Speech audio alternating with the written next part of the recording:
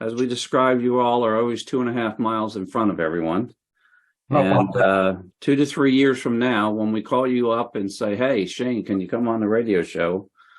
What are you going to tell us? Is it you going to send an avatar over here because you've it won't be me. What are we looking at? An avatar here. It'll be much prettier than I am, I'm sure. It's funny. There's two things I would love to see in 2 to 3 years, and oddly enough, they have something to do with zero trust and don't. One, I would love to see a better framework for doing partnership between industry and the public space. And I'm talking about a true collaboration, not true partnership, not one that is driven by a contract per se, but one that's framed out in law that gives protections to the vendor side, that ensures that they can come forward. Because I've often felt that, what's good for me is probably good for them and vice versa, but the ability to share information between the two sectors doesn't currently exist. At least the protections that I believe are needed to get us there. I really believe, there's some really great vendors that I've had the opportunity to work with true partners in the space, where they'll literally stick their necks out there because they're doing the right things for the right reasons. That's unfortunate that they have to do it that way. We should have the ability to do that level of sharing and partnership, without a bunch of legalese and lawyers involved. Nothing against lawyers, but we all know what that means. And the second thing I'd like to see is the actual role of Chief Information Security Officer codified in law.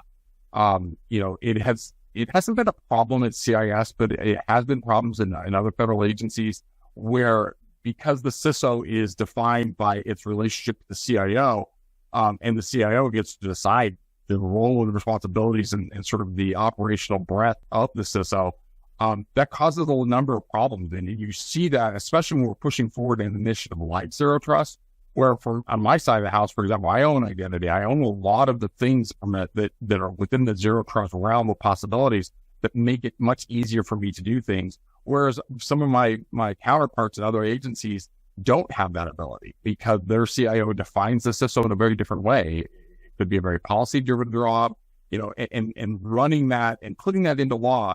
Now, the one caveat I would place here is I never want to see the CISO become the auditor of CIO. That partnership has to remain. It is the most critical partnership in all IT, in my view. Balancing the needs of the business and the risks of doing business.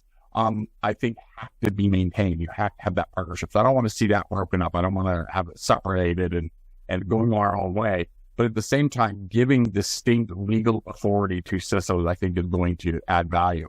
And then the kind of, in addition to that, and going back to my original point about the partnership between industry and the public sector, is actually, we're, putting out there some looser level requirements for industry to have CISO-like roles, like a counterpart that when I have a problem, I know exactly who I need to talk to within that company. I don't want to tell the company how to operate, but at the same time, if they define a job, and not actually, most of them are further ahead than us in this respect anyway. If I have a counterpart that I already know who I can operate because they already are responsible for in that company the same things that I'm responsible for, it's going to further that partnership even more. Interesting.